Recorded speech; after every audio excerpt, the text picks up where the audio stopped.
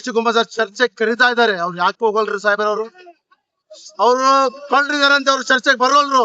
ಇವತ್ತು ಅಶೋಕ್ ಅವರಿಗೆ, ಶ್ರೀರಾಮ್ಲು ಅವರಿಗೆ, ಜನಾರ್ದನ್ ಸರ್ ಅವ್ರಿಗೆ ಇದೇ ಹೇಳೋದು ನಾನು, ಅವ್ರು ಚರ್ಚೆಗೆ ಬನ್ನಿ, ಏನಿದ್ದು ಮುಂದೆ ನಾಗೇಂದ್ರ ಬಹಿರಂಗವಾಗಿ ಪ್ರಸ್ತಾಪ ಮಾಡಿ ನಿಮ್ಗೆ ತಿಳಿಸ್ತಾರ. ಆದ್ರೆ ಸದನದಲ್ಲಿ ಚರ್ಚೆ ಬರ್ದ್ರೆ ಬರವಲ್ರು ಅವ್ರು. ಯಾಕಪ್ಪ ಬರವಲ್ರು ಅವ್ರು?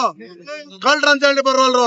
ನಮ್ಮ ನಾಗೇಂದ್ರಣ್ಣ ಸತ್ಯ ಏನೇ ಇತ್ತು, 4 ಸಾರಿ ಜನಗಳ ನಡುಕ ಎಲೆಕ್ಟೆಡ್ ಬಾಡಿಯಲ್ಲಿ ಗೆದ್ದಿರೋರು. ಅವರಿಗೆ ಜನ ಬೆಂಬಲ ಇದೆ ಅಂತ ಇವರಿಗೆ ಹೊಟ್ಟೆ ಕಿಚ್ಚಿನಿಂದ ಇವರು ಈಗ ಮಾಡ್ತಾ ಇದ್ದಾರೆ. ಇವತ್ತು ನಾನು ಒಂದು ಮೈನಾರಿಟಿ ಕಮಿಟಿ ಲೀಡರ್ ಆಗಿ ನಮ್ಮ ಅಲ್ಪಸಂಖ್ಯಾತರು ಸದಾ ನಮ್ಮ ಪ್ರಾಣ ಇರುವವರೆಗೆ ನಾಗೇಂದ್ರಣ್ಣ ಹಿಂದಿರ್ತೀವಿ ಅಂತ ಹೇಳಿ ಕೆಲಸ ಮಾಡಿ. ಬಿಜೆಪಿ ಕಾರ್ಯಕರ್ತರು, RSS ಕಾರ್ಯಕರ್ತರು, ನಿಮ್ ಸ್ನೇಹಿತರು ಇದಾರಲ್ಲ, ಅವರಿಗೆ ತಾವ್ ಹೇಳ್ಬೇಕು, ಗೂಗಲ್ ಚೆಕ್ ಮಾಡಿ, ನಿಮ್ಮ ಕೇಂದ್ರದ ಮಂತ್ರಿ ಮಂಡಲದಲ್ಲಿ, ಮೋದಿ ಸಾಹೇಬರ ಮಂತ್ರಿ ಮಂಡಲದಲ್ಲಿ 3.0 ಏನಿದೆಯಲ್ಲ, ಅವರು 3.0 ಮೂರನೇ ಸರ್ಕಾರ, ಆ ಮಂತ್ರಿ ಮಂಡಲದ 71 ಜನರ ಕೇಂದ್ರ ಮಂತ್ರಿಗಳ ಪೈಕಿ